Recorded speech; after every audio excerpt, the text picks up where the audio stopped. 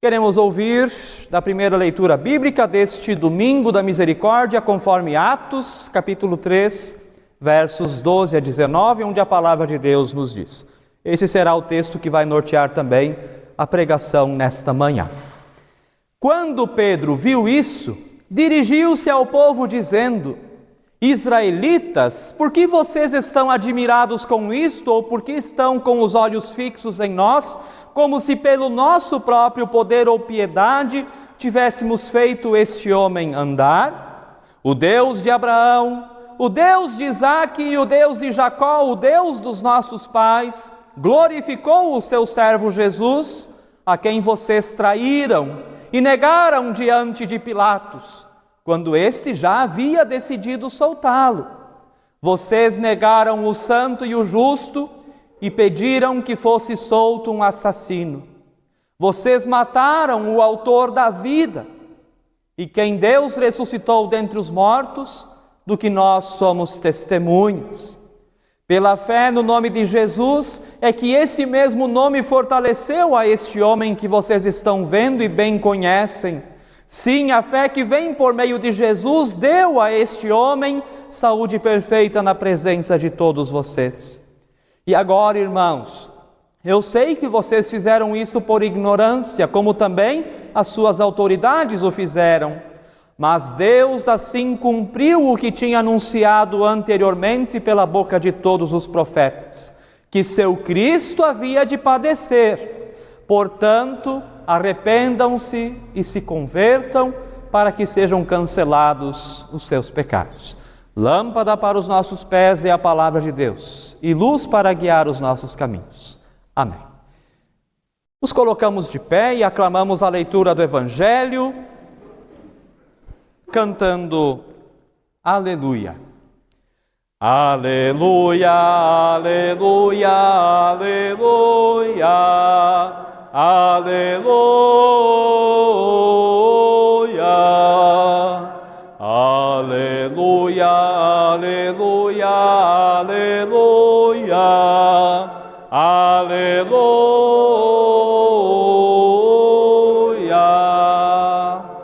Leitura do Evangelho conforme Lucas, capítulo 24, versos 36 a 48, onde a palavra nos diz: Falavam eles ainda estas coisas quando Jesus apareceu no meio deles e lhes disse: Que a paz esteja com vocês.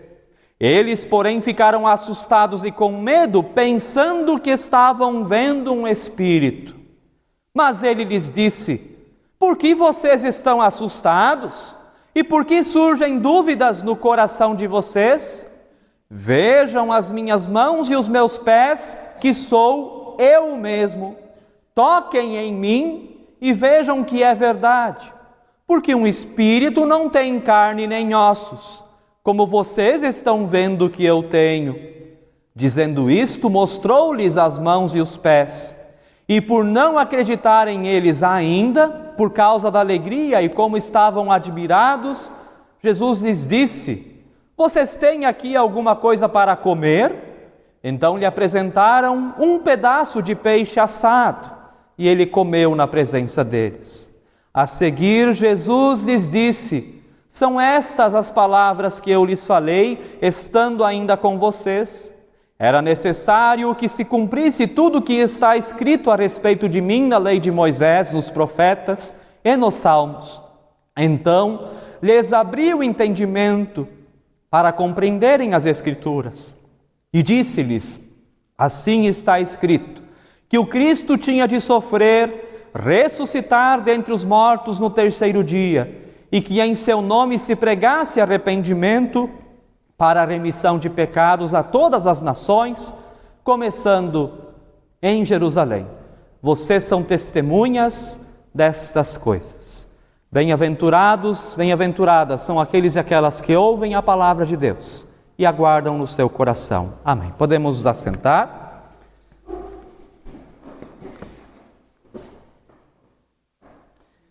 Que a graça do Senhor Jesus Cristo, o amor de Deus o Pai e a comunhão do Espírito Santo estejam conosco. Amém. Queridos irmãos, queridas irmãs, o texto de Atos, também escrito por Lucas, o mesmo Lucas que escreveu o Evangelho que nós ouvimos, Um pouquinho antes do texto que nós ouvimos, temos ali o relato de um homem que não andava, e por um agir de Deus na vida de Pedro, aquele homem diante de Pedro começou a andar. E todo mundo fica maravilhado com aquela situação. E de repente, então, Pedro, o mesmo Pedro que negou Jesus 3 vezes, mas agora empoderado pela mensagem da ressurreição, Pedro começa a pregar. Pedro começa a falar da mensagem da Páscoa. Nós ainda estamos no tempo da Páscoa. Irmãos e irmãs, a Páscoa não quer ser um evento lá do passado que aconteceu há tantos mil anos e a gente só lembra isso como algo que já foi. A Páscoa quer ser um evento importante na nossa vida hoje, como foi naquele homem a partir do agir de Deus na vida de Pedro. Viver a Páscoa no nosso dia a dia. E aliás, é por isso que nós temos os domingos. Eu sempre gosto de usar esse exemplo, eu acho que eu já usei algumas vezes, mas é sempre bom lembrar, assim como nós ouvimos a palavra, muitas vezes algumas coisas sempre é bom lembrar também. Numa rua nós temos vários postes de luz. Isso representa bem a nossa semana a partir da Páscoa. Domingo é um poste de luz de noite. Você vem e recebe uma luz para a sua caminhada, aí você vai para a semana. Entre um poste de luz e o outro, de noite tem sombra, tem escuridão. Então nós vamos para a semana, passamos problemas na semana. Mas domingo tem uma luz de novo. E assim nós vamos seguindo o nosso caminho. Isso é viver a Páscoa. Queridos e queridas, Pedro aqui já empoderado pela descida do Espírito Santo, nós vamos depois chegar na época do Pentecostes. Pedro fala do agir de Deus, de que Deus em Jesus está vivo e age entre nós, e que essa Páscoa que aconteceu, essa ressurreição que aconteceu, não é algo que está preso no passado, que importa só como coisa do passado, mas que tem consequências para a nossa vida ainda hoje e também para o nosso futuro. Pedro testemunha na sua pregação daquilo que Deus decidiu fazer. Aliás, Pedro diz muito bem que o ser humano traz uma coisa, Deus traz outra. O que os seres humanos fizeram com Jesus? Mataram. O que os seres humanos fizeram com a obra de Deus em Jesus? Tentaram destruir essa obra, tentaram aniquilar essa obra. Pedro está dizendo, o ser humano em si, por sua natureza, traz destruição. E aí, se a gente for assistir os noticiários, ontem à noite, hoje você vai ver exatamente essa situação, que o ser humano é expert em trazer destruição. Mataram Jesus. O ser humano traz a morte, mas Deus traz a vida. Mataram Jesus, mas Deus não permitiu que aquela morte fosse o fim. Deus, o Pai, ressuscitou Jesus. Jesus veio como mensageiro da vida e foi morto. E aqueles que mataram ele não contavam que Jesus voltaria à vida. Queridos e queridas, em suas disputas por poder, o ser humano é capaz de tudo, para mostrar que ele está por cima, para mostrar que ele domina, para mostrar que ele consegue tudo. Ele é capaz de tudo, o ser humano. Ele destrói, ele mata, ele expulsa, ele aniquila, ele faz o que for possível. Só que Deus é mais poderoso que os poderosos deste mundo. E às vezes eles não se dão conta disso. Deus ressuscitou Jesus. E Pedro testemunha isso. Pedro, na sua pregação, fala de Jesus. É interessante que Pedro, esse apóstolo, não prega a ele mesmo. Pedro não diz tudo o que ele fez, o quanto ele foi bom, até porque ele não foi muito bom não, né? O currículo de Pedro é um currículo questionável. Lembra a história de Pedro? Né? O Pedro sempre era aquele que contestador, que dizia, mas na hora de fazer, não fazia. Senhor Jesus, quando tu for para a cruz, eu vou ser crucificado contigo. Ah, Pedro, antes que o galo cante, tu vai me negar 3 vezes. E deu. E como Jesus disse, deu. Então Pedro não prega dele mesmo, porque o que ele vai pregar dele mesmo? Nada. Pedro testemunha de Jesus. O currículo de Pedro não era aquilo tudo. Pedro não prega a si, porque não há mérito em Pedro. Pedro prega somente Cristo, porque depois da ressurreição, Pedro se arrependeu, Pedro se voltou a Jesus, recebeu a misericórdia de Jesus e aprendeu isso que nós dizemos na Reforma do século XVI, o sola mais importante, o somente mais importante, somente Cristo.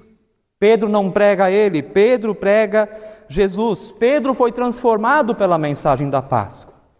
E a pregação dele diz que nós também precisamos passar por transformação, a partir da mensagem da ressurreição. E é interessante que agora Pedro não nega mais.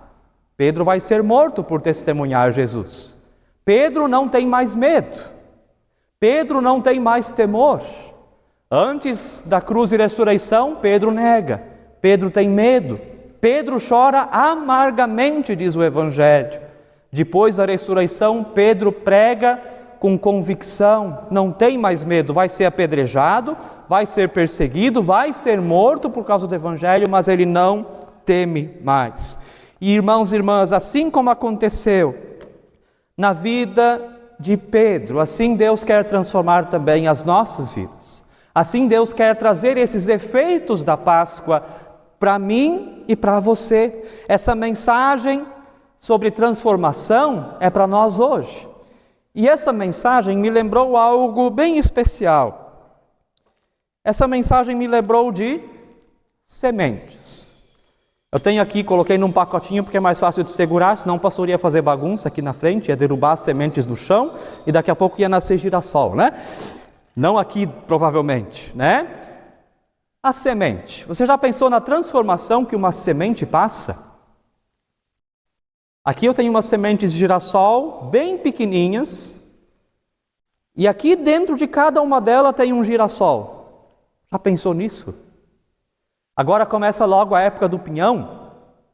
Você já pensou que dentro daquele pinhão tem uma araucária de até 50 metros de altura? Mas onde é que está? Cadê? Pois é, mas está ali dentro, guardadinha, para um dia brotar e crescer.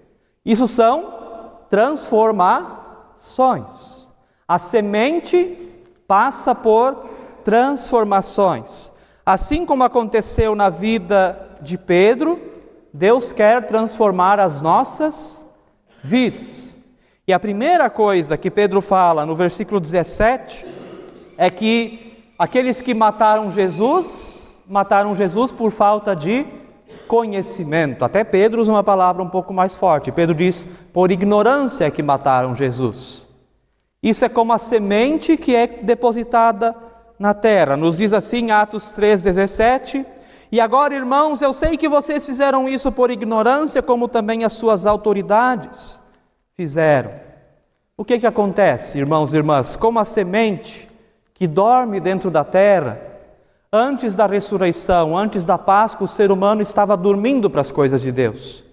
Estava desconectado das coisas de Deus, estava afastado de Deus, tão afastado de Deus, que mataram aquele que veio trazer vida. Quando nós estamos afastados de Deus, quando não passamos pela transformação, quando estamos dormindo como uma semente que está no pacotinho, que não pode brotar, isso é a falta de conhecimento, não há transformação, não há novidade de vida. Inclusive, foi a falta de conhecimento que pregou Jesus na cruz.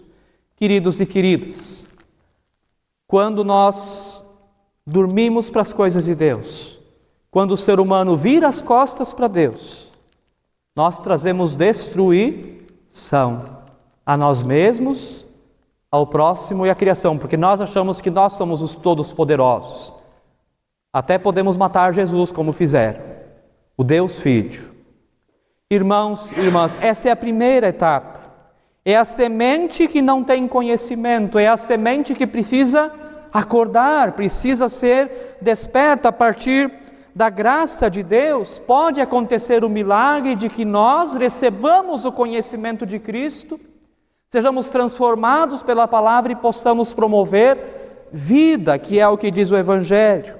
Querido e querida, nessas sementes aqui, pode estar em cada uma delas, ou em uma delas, de repente, a flor mais bonita do mundo. Mas se não for plantada, nós nunca vamos ver a sua beleza, nunca vamos cheirar o seu cheiro. Queridos e queridas, amadurecimento. Pedro diz: mataram Jesus. Por que mataram Jesus? Porque não tinham conhecimento da palavra de Deus. Essa é a primeira parte. Somos como sementes que estão aqui, mas não buscam florescer, não buscam crescer, não buscam transformação. Quer ficar nesse estado, mas enquanto fica nesse estado, não vem beleza, não vem bom odor, fica como está. Também nós somos assim como seres humanos, precisamos do conhecimento de Deus primeiro. Deus se manifestou em Jesus, Deus nos deu o conhecimento dele em Jesus. Por ignorância o ser humano matou Jesus. Assim também é as nossas vidas. Quando não temos o conhecimento de Deus, a presença de Deus nas nossas vidas. Mas daí, gente querida, Deus não nos deixa como nós estamos, e por isso hoje é o domingo da misericórdia. Deus tem misericórdia. Deus tem compaixão. Deus olha para aquela semente que está dormindo para as coisas de Deus. Eu vou transformar você. Eu vou mudar você. Pedro diz, primeiro, sem conhecimento, por ignorância mataram Jesus. Mas daí ele diz lá no versículo 18 ou 19, arrependam-se. Arrependimento é a possibilidade da semente crescer.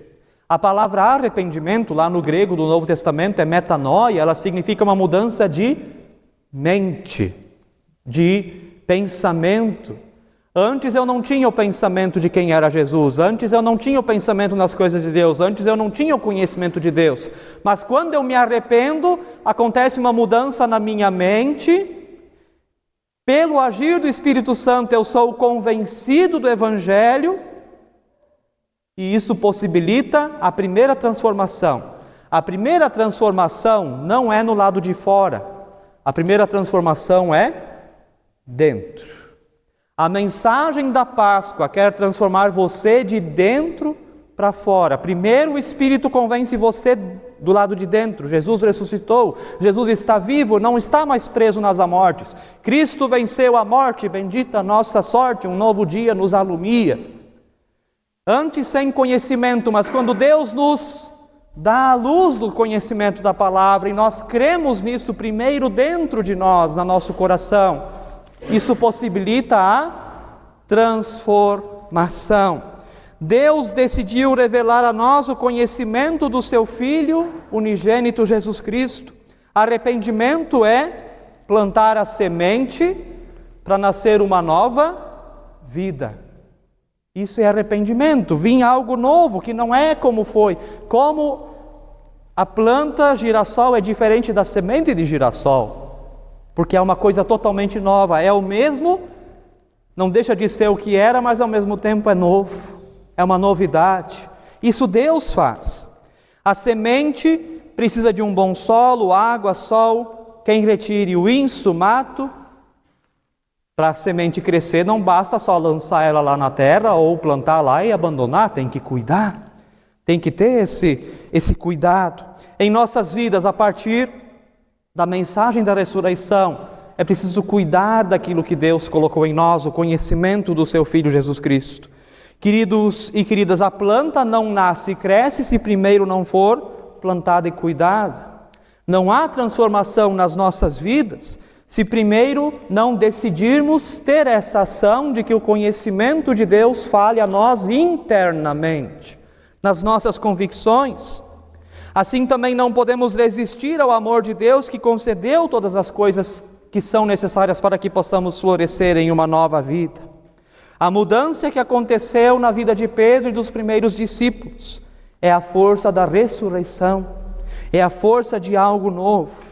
A ressurreição é vida nova, a ressurreição é o que faz brotar uma nova vida, uma nova flor, uma nova planta.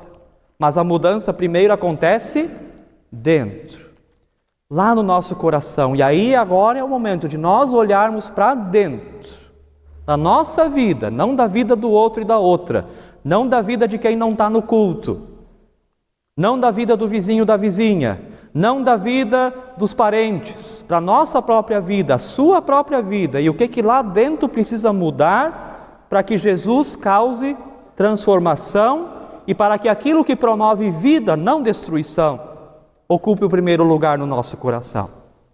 Essa é a avaliação que nós temos que fazer, dentro de nós. Eu trouxe um vídeo, porque não tem como plantar hoje aqui no culto, ia demorar muito para crescer, né? Mas olha como que é a semente do girassol. Dia 0, primeiro dia, né? Plantou lá a semente, olha o milagre acontecendo. Dia 0, daí molha um pouquinho. Vamos lá, dia 1, dia 2, dia 3, e aí começou. Olha lá a força da vida. Dia 4,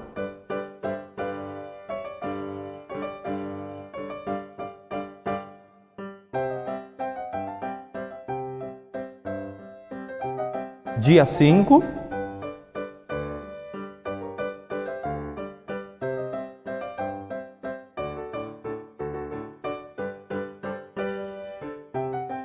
dia 6,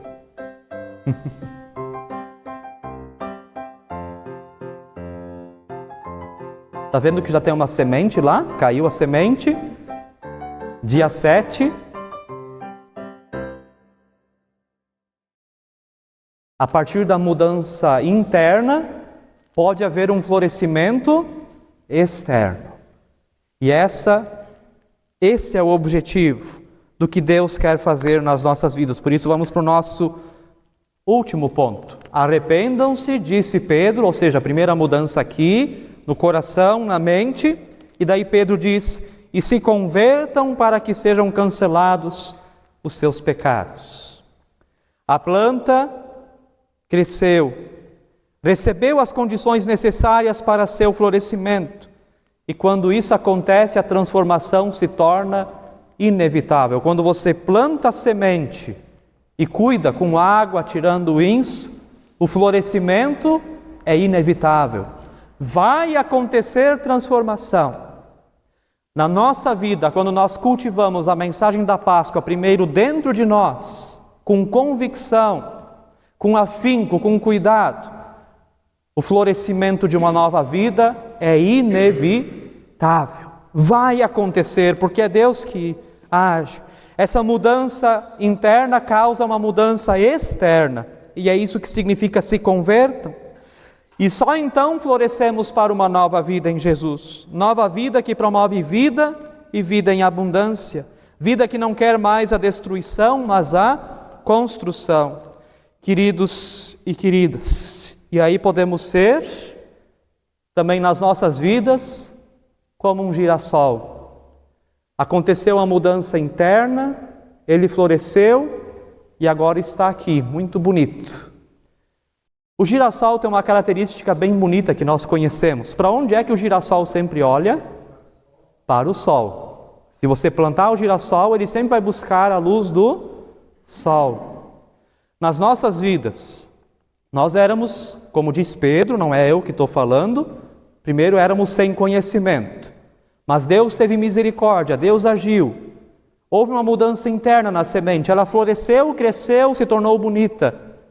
E agora, assim como o girassol sempre busca olhar para o sol, o cristão sempre busca olhar para a luz de Jesus. Nós passamos a sempre procurar e olhar para Jesus, porque sabemos que é de Jesus que vem a nossa salvação, sabemos que é de Jesus que vem o sentido e o significado da nossa vida, sabemos que é de Jesus e Jesus vivo e ressurreto que vem a nossa esperança, sabemos que é de Jesus e Jesus vive e ressurreto, que vem a certeza de que porque Ele vive, podemos crer no amanhã.